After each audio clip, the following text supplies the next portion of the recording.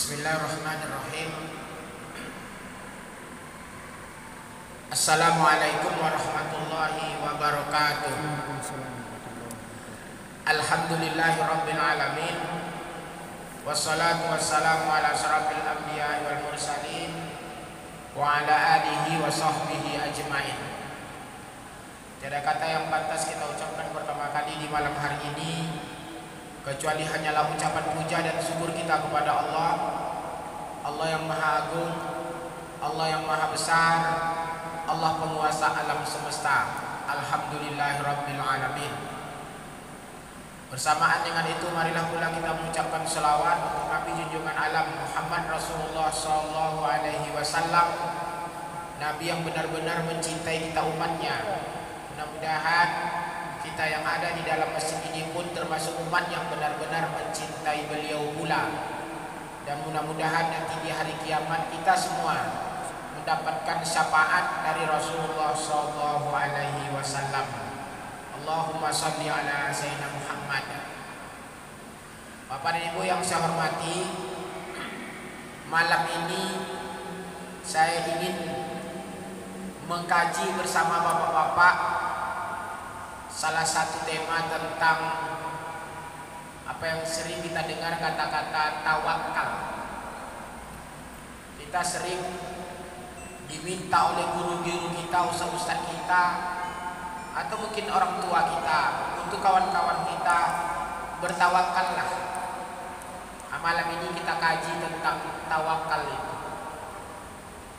Di dalam Al-Quran Allah banyak sekali menyebut tentang tawakal ini.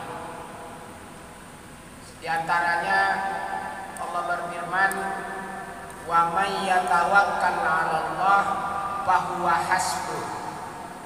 Siapa yang bertawakal kepada Allah, Allah menjadi jaminannya. Wa 'ala Allahi falyatawakkalul mu'minun.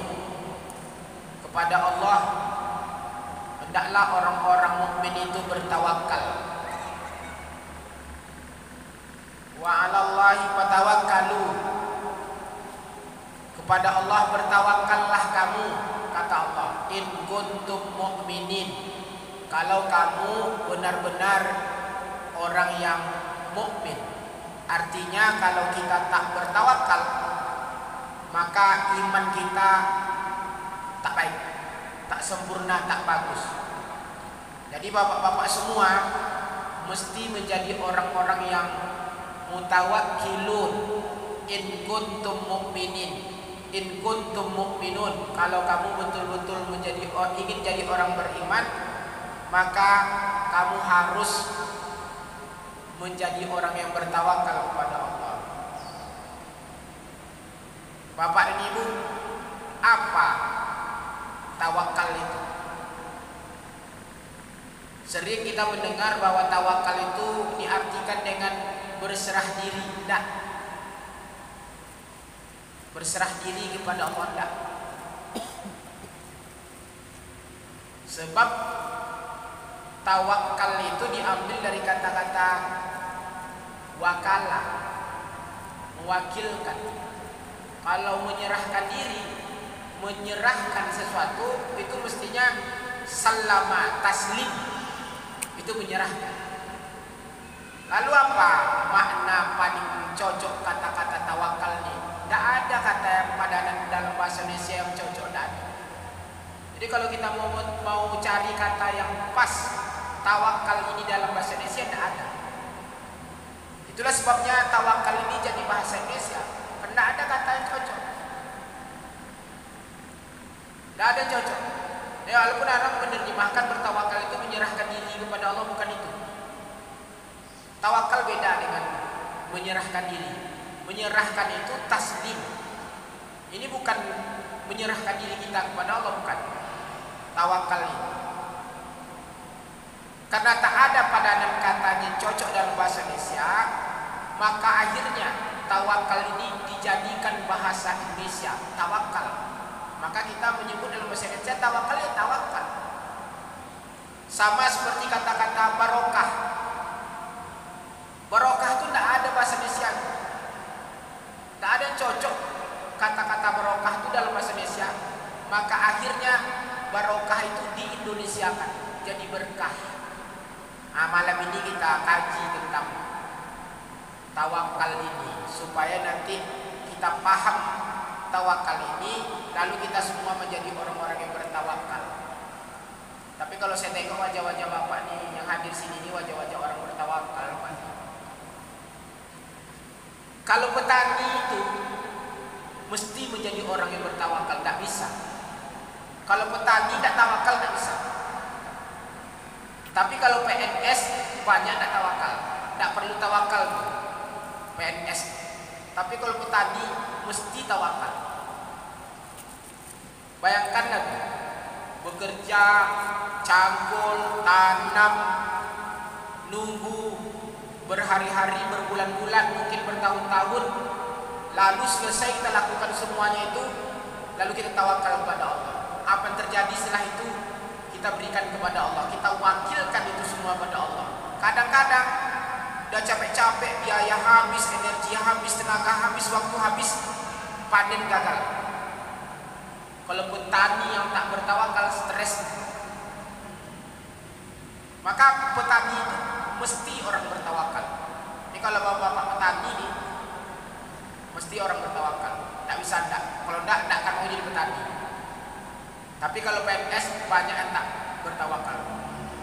Yang kerja-kerja di pabrik-pabrik, di karyawan-karyawan itu jarang yang punya jiwa tawakal yang kuat itu. Ya Pak ya, ini wajah-wajah mutawakilun semua nih. Wajah-wajah petani ya kan. Wajah-wajah orang susah, kode penderitaan. Kecuali Pak Yuharni saja Pak Imam. Yahya bin Mu'az pernah ditanya orang, apa kata seseorang kepada Yahya bin Mu'az ini? Mata yakunur rajulu mutawakkilan. Kapan seseorang itu bisa disebut sebagai seorang yang bertawakal, mutawakkil? Kapan seseorang itu bisa disebut sebagai orang yang tawakal? Apa kata Mu'az bin Jabal, Yahya bin Mu'az? Dia menjawab, iza radiya billahi ta'ala wakilan. Apabila ia atau seseorang itu ridho Allah menjadi wakil, Allah yang menjadi wakil. Wakala yuwakilu, tawakala yatawakalu tawakulan, wakil, wakilan. Jadi kalau bapak dan ibu ridho Allah yang menjadi wakil bapak, nah, bapak tuh mutawakilan, orang bertawakal. Bapak pernah wakilkan sesuatu kepada orang? Urusan bapak, tolong kamu urus ini sampai selesai.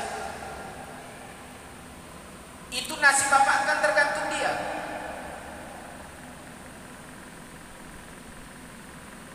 Jadi kalau bapak menyerahkan semua atau satu perkara kepada seseorang, bapak minta dia menyelesaikan urusan bapak dan dia menjadi wakil dari perkara itu bapak sedang bertawakal itu. Tapi tawakal itu cuma kepada Allah, bukan kepada manusia. Jadi Yahya bin Mu'az ini buat definisi seperti itu. Seseorang itu bisa disebut sebagai orang yang bertawakal iza radiya billahi, apabila ia ridho, ia rela Allah menjadi wakil dari semua perkara-perkara kita ini.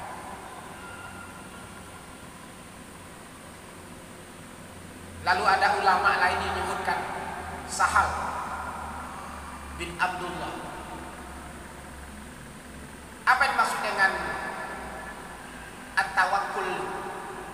Tawakal itu apa katanya? La tai'asu minallah ayyaqdiyahu anka.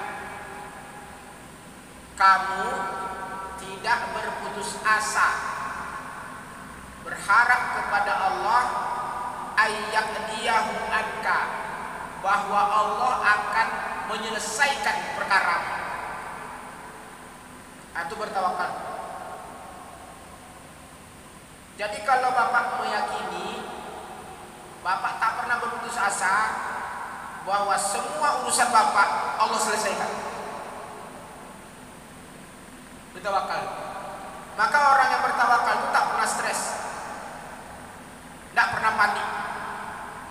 Apapun yang terjadi, dia nyantai aja, Allah selesaikan urusan saya. Saya masih ingat kecil-kecil dulu, ibu saya nanam padi, capek-capek nanam padi, banjir, habis padi. Padahal bukan main, lelahnya.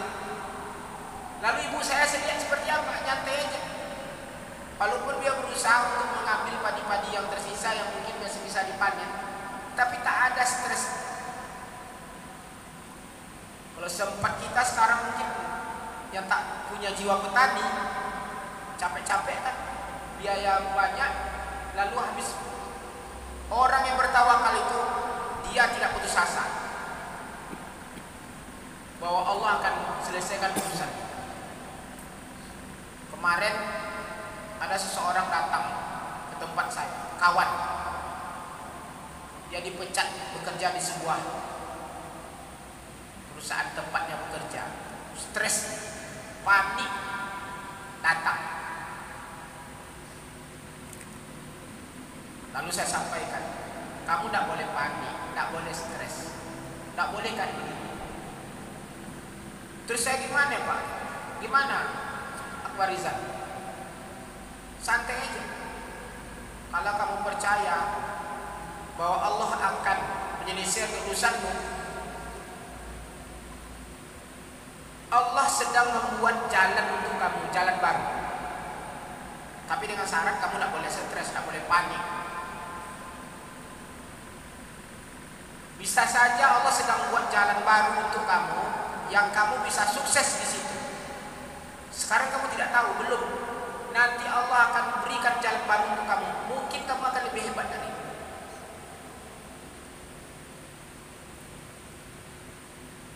Tapi kalau kamu stres, kamu panik, kamu kehilangan akal, jalan baru yang Allah sedang buat untuk kamu itu bisa jadi tertutup. Tak nampak oleh kamu jalan.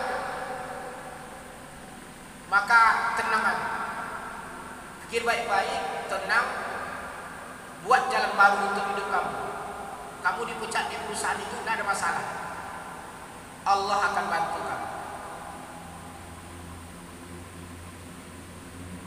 Maka orang bertawakal itu tak pernah berputus asa bahwa Allah akan selesaikan seluruh urusan kita.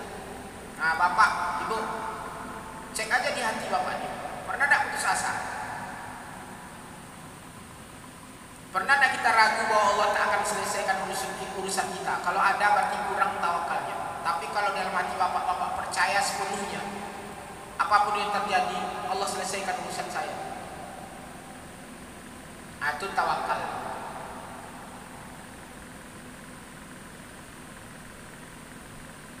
Abu Abdullah Al-Qursi pernah menyebutkan definisi tawakal itu ayyastawiya indakal iksar wat taqallul. Kalau seseorang itu memandang sama banyak dan sedikit hartanya, itu tawakal. Kalau Bapak punya harta banyak, biasa aja Bapak, alhamdulillah. Lalu kalau Bapak tak dapat banyak, biasa aja Bapak, alhamdulillah, Bapak tawakal.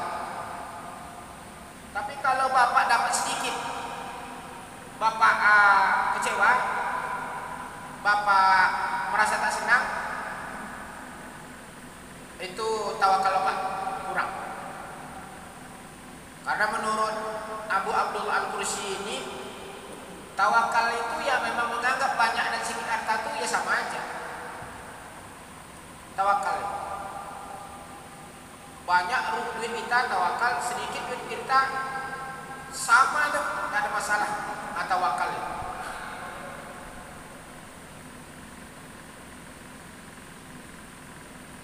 Abu Abdullah Al-Qursi juga menyebutkan at-ta'alluqu billahi ta'ala bi kulli hal. Tawakal itu adalah at-ta'alluq, bergantung kepada Allah Ta'ala bi kulli halin, dalam semua hal. Jadi kalau kita menggantungkan semua urusan kita kepada Allah, itu tawakal. Tapi kalau urusan kita gantungkan ke bupati, ke kepala dinas, ke orang lain, saya bisa bekerja kalau saya baik-baik dengan orang itu kurang tawakal. Kalau saya menjilat-jilat ke pejabat itu kurang tawakal. Saya mendapat ini lalu saya suap, itu tidak ada tawakal. Tawakal itu menurut Abu Abdullah Al-Qursi ini semua perkara kita gantungkan kepada Allah Ta'ala, itu tawakal.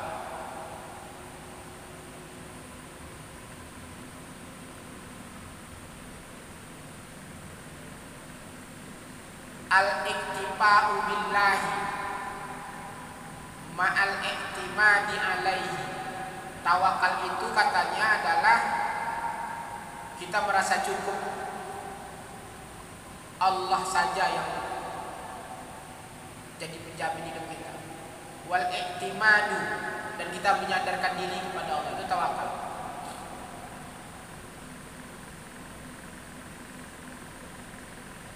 Qalbun asa ma'allahi ta'ala bila alaqa. Tawakal itu adalah perkara hati. Jadi tawakal itu perkara hati. Bapak-bapak, di hati ya Pak. Ini tawakal ini urusan hati,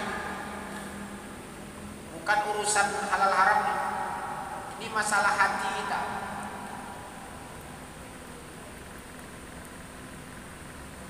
Asa ma'allahi ta'ala, hati itu hidup bersama Allah Ta'ala bila alaqa, tanpa perantara. Contoh, kalau ditengok ke dalam kitab ini, contoh orang bertawakal itu seperti kasus Nabi Muhammad SAW hijrah. Dia lari dari kejaran orang Quraisy, kafir Quraisy. Lalu dia sembunyi dalam gua apa? Gua Hira ya? Gua Hira apa? Gua Hira. Dia sembunyi dalam gua itu. Lalu orang-orang kafir Quraisy sampai di pintu gua Hira. Abu Bakar As-Siddiq cemas sekali, ketakutan, khawatir sekali. Lalu saat itu Rasulullah SAW berkata kepada Abu Bakar As-Siddiq, la tahzan, innallaha ma'ana. Jadi ketika Rasulullah SAW menyebut Allah bersama kita, itu artinya kita menganggap bahwa kita itu dengan Allah, kita hidup bersama dengan Allah. Abu Bakar kata Rasulullah, nggak usah khawatir. Apa sebab? Innallaha ma'ana, Allah bersama kita. Di situ Rasulullah SAW mengajarkan kepada Abu Bakar bertawakal kepada Allah. Lalu Pak, tawakal itu apakah kita serahkan semua urusan kepada Allah tanpa usaha? Tidak. Satu kali ada seorang laki-laki yang bertanya kepada Rasulullah SAW, "Hai Rasul," kata laki-laki itu, "saya seorang musafir yang berdagang ke sini dan saya selalu membawa unta. Ketika saya istirahat," kata laki-laki itu, "apakah ada'uha, apakah saya biarkan unta itu tidak terikat Lalu saya bertawakal kepada Allah. Saya berserah diri kepada Allah. Unta itu dah saya ikat. Saya serahkan aja unta itu kepada Allah. Urusan unta itu kepada Allah. Apa kata Rasulullah SAW? La, bukan begitu. Apa kata Rasul? Akilha, akilha, wa tawakkal. Kamu tambat, kamu ikat unta kamu, lalu kamu bertawakal. Mesti ada usaha dulu, mesti ada upaya dulu. Lalu semua daya upaya sudah dilakukan, tak lagi bisa apa yang kita lakukan lagi, barulah kita serahkan, kita wakilkan urusan kita kepada Allah Ta'ala. Kalau bapak sakit, lalu bapak tidak boleh, saya sakit, urusan saya serahkan kepada Allah Ta'ala. Tak ada usaha sama sekali dari bapak untuk berusaha sehat. Itu bukan tawakal. Bapak sudah berusaha pergi ke dokter, pergi ke tukang urut, terapi, diet, makan makanan yang kira-kira bisa membuat penyakit itu bertambah parah. Semua usaha untuk membuat bapak sehat sudah bapak lakukan. Setelah itu serahkan kepada Allah Ta'ala. Itu urusan Allah Subhanahu wa Ta'ala. Itu tawakal. Apakah disebut tawakal? Bapak tidak mau kerja, duduk-duduk di rumah, nyantai saja, bekerja malas. Saya bertawakal kepada Allah. Allah yang kasih saya ganti rezeki. Itu bukan tawakal. Tawakal itu bapak berusaha, banting tulang, bekerja keras, cari harta, maksimal lakukan.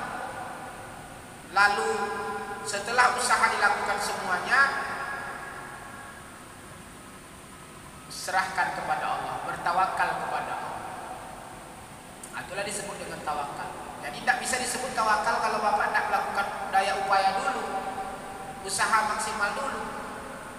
Kalau bapak tak melakukan apa-apa sama sekali, itu bukan tawakal. Itu namanya pasrah. Pasrah, mau mati-matilah, tidak usah berobat lagi. Itu bukan tawakal, itu pasrah. Pasrah itu dilarang dalam agama Islam. Sama seperti laki-laki itu kendaraannya unta, lalu dia istirahat di padang pasir itu, ontanya tak diikat. Hari dia bilang, saya bertawakal kepada Allah. Itu bukan tawakal. Tawakal itu ikat dulu unta itu baik-baik, sekuat-kuatnya supaya dia tidak lari, tidak pergi. Lalu setelah kita ikat baik-baik dan menurut kita dia tak akan pergi, meninggalkan kita, baru bertawakal kepada Allah. Itu tawakal.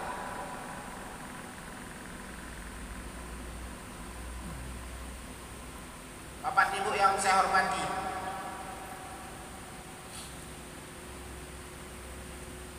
Imam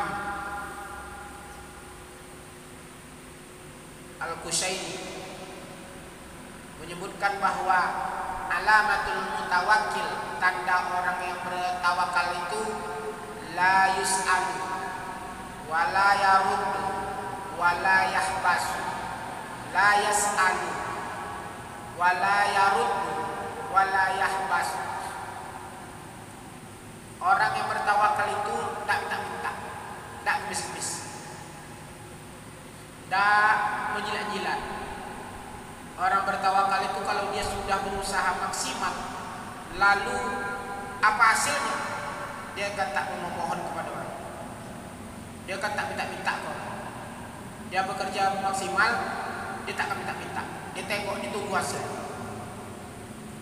Wala yaruddu, ia pun kalau ada orang memberi ke dia, dia tak nolak juga, ambilnya, terimanya.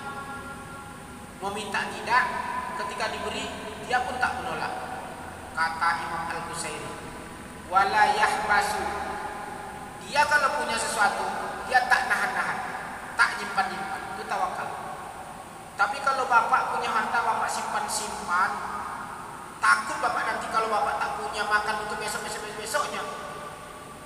Itu menahan tuh, menyimpan tuh. Itu kurang tawakal. Kalau orang tua-tua kita dulu kan, yang dapat hari ini, ya udah untuk hari ini, besok pikir. Kalau sekarang kan tak lagi. Bahkan ada orang sampai ke cucunya dipikirkan. Kan baru itu ada orang kaya di tempat saya tinggal Garuda Sakti. Tanahnya banyak kan. Di daerah-daerah strategis. Orang kaya. Anaknya sudah sukses. Anak jadi dokter. Bukan baik badan.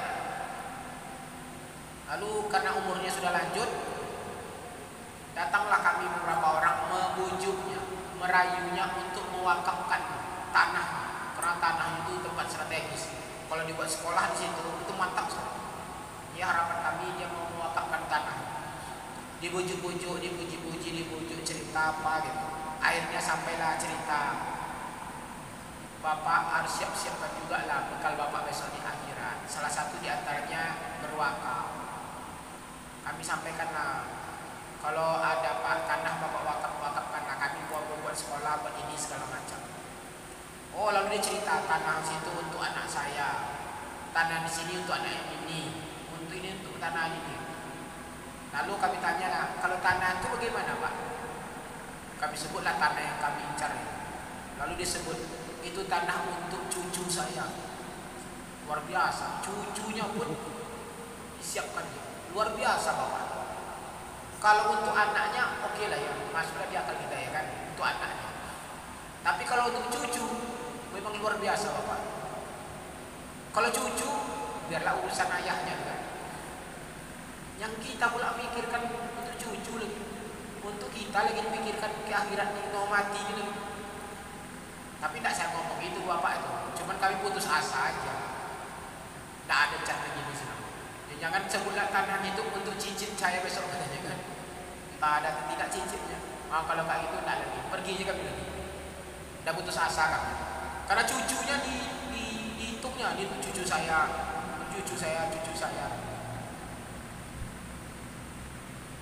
Itu orang yang menahan harta. Jadi kalau orang yang bertawakal itu tidak ada hartanya, tangannya tidak ada masalah. Apa sebab? Karena dia yakin Allah yang akan menyelesaikan perkara. Ada seorang perempuan jalan di keramaian. Perempuan ini dilihat oleh seorang sufi. Jadi orang ini, perempuan ini miskin nampak, susah hidup. Lalu laki-laki ini menyapa perempuan itu, Bu, kurang seperti itu. Mau ke mana? Mau ke sini.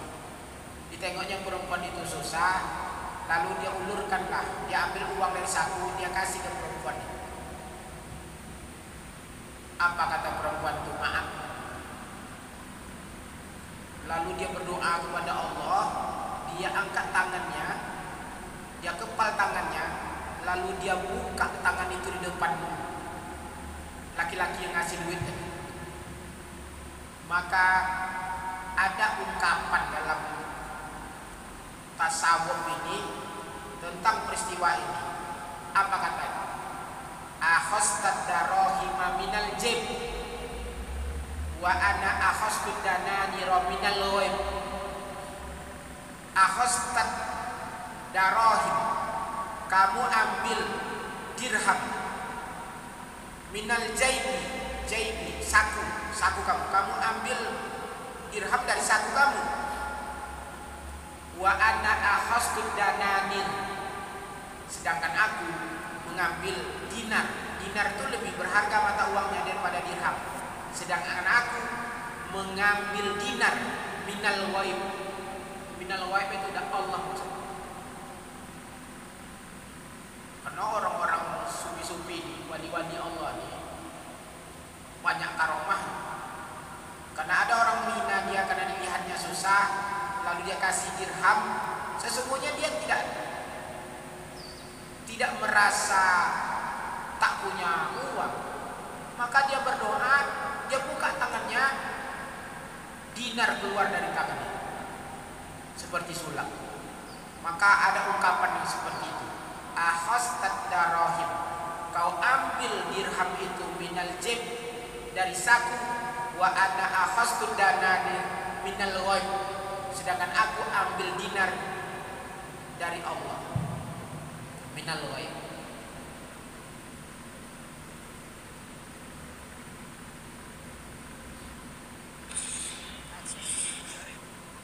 Satu kali Khatib Al-Ashab ditanya oleh muridnya, ditengoknya guru ini agak susah, gurunya tak ada, tak cukup nampak kebutuhan hidup, ditengok rumahnya tak ada isi. Lalu oleh muridnya ditanya, min aina ta'kul, kamu makan dari apa? Guru jawab diplomatis sambil membaca firman Allah Subhanahu wa taala. Apa firman-Nya? Khazainus samawati wal ard walakinnal munafiqina la yafqahun. Saya makan dari khazain, dari lemari-lemari, dari gudang-gudang Allah. Gudang-gudang Allah itu apa? Samawati wal ard. Ini adalah gudang Allah Subhanahu wa taala. Saya makan dari situ. Walakinnal munafiqina la yafqahun. Tapi orang-orang munafik tidak tahu. Apalagi Indonesia nih. Indonesia nih kalau ada orang tak bisa makan, tak bisa dia hidup di Indonesia nih, kelewatan ya. Kalau tak bisa hidup di padang pasir mungkin masih bisa masuk di akal. Padang pasir ya kan? Mau tanam apa? Batu-batu, air tak ada, masih masuk di akal. Tapi orang bisa hidup di padang pasir. Dia jadi peternak, jadi pengembala binatang. Dia minum dari air susu kambing itu. Dia minum dari air susu unta yang dia pelihara itu. Unta itu kan makanan itu tumbuh-tumbuhan yang ada duri-durinya itu. Jadi kalau bapak pernah haji dan umroh, tengoklah tuh yang dimakan oleh unta itu. Tak bisa kita makan itu. Ada duri-duri. Indonesia nih, kalau sempat ada laki-laki, apalagi kalau udah sarjana, tak bisa dia hidup di Riau nih, atau meleset, ikat kakinya, ikat tangannya, masukkan dalam karung, pakai batu, buang ke Sungai Kampar, lewat.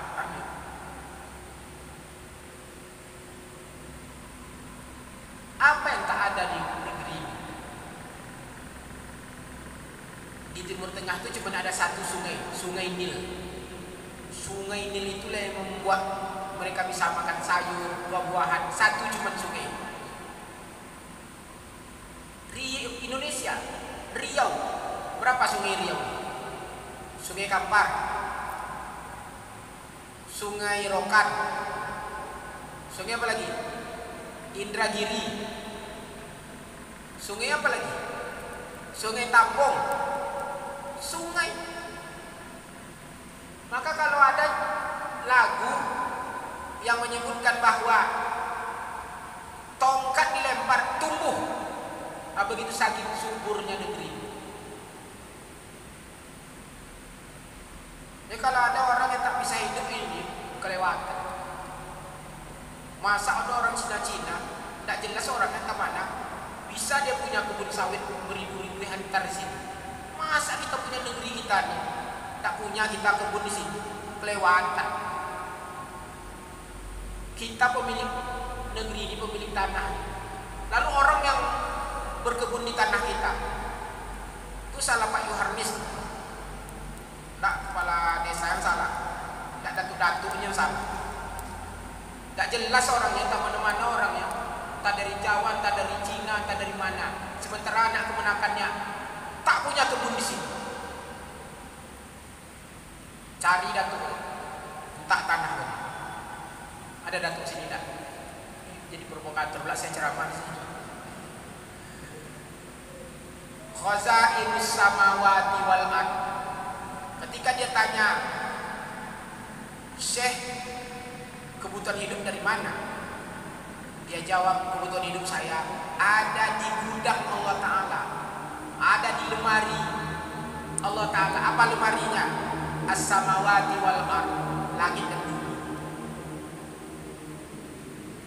Ini kalau ada anak-anak muda-muda nih menggantungi hidup menjadi pegawai negeri, menjadi karyawan di perusahaan, itu kurang tawakal. Jadi pedagang, jadi petani itu pasti, tapi jadi penegri tidak pasti. Jadi pegawai di perusahaan itu tidak pasti, tergantung dengan orang. Tapi kalau jadi petani kita bergantung kepada Allah. Jadi pedagang kita bergantung kepada Allah. Gantungan kita kepada Allah. Kita pedagang di pinggir jalan itu mustahil ada orang belanja di seluruh kita, tapi ramai. Ada orang buka rumah makan di hutan, tapi ramai. Itu kalau tak tawakal tuh. Kita berdagang sama dagangan kita di sebelah tuh, tapi yang sebelah tuh ramai. Yang kita kok tak ramai. Pakai dukun pak, itu lajin pak. Kalau ada pula cerita pakai dukun, pakai santet, pakai ilmu apa itu lain cerita. Tapi jadi petani, jadi pedagang itu tawakal pada Allah tuh memang dituntut betul. Kita minta Allah datangkan pembeli-pembeli ke kita.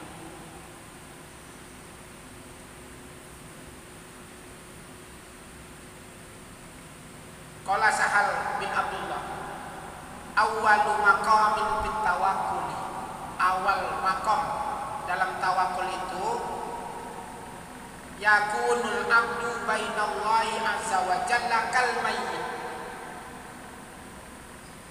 Ini memang agak ekstrim nih pendapatnya nih. Tawakal itu seperti seseorang berada di tangan Allah seperti mayit baina yaday al-ghasil, seperti mayat di hadapan orang yang memandikan. Yuqallibuhu kaifa yasha, orang yang memandikan itu membolak-balikkan badan mayat itu sekehendak hati tukang cuci, tukang mandikan. La yakunu lahu harokat, kita tidak bisa protes. Seperti itu tawakal kepada Allah, tidak ada protes. Nanti kalau kita mati lalu kita dimandikan, kita bisa protes? Dibalik sini, didudukkan, ditekan perut kita, segala macamnya. Kita kan tidak bisa protes. Seperti itu tawakal kepada Allah Subhanahu wa taala kata.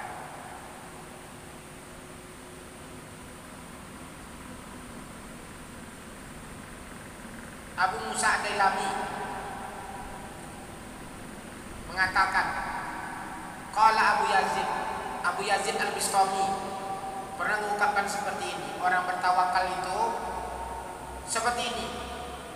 An-nasiba'a wal aqaiya an yaminika wa yasarika ma taharraka lizalika sirruka.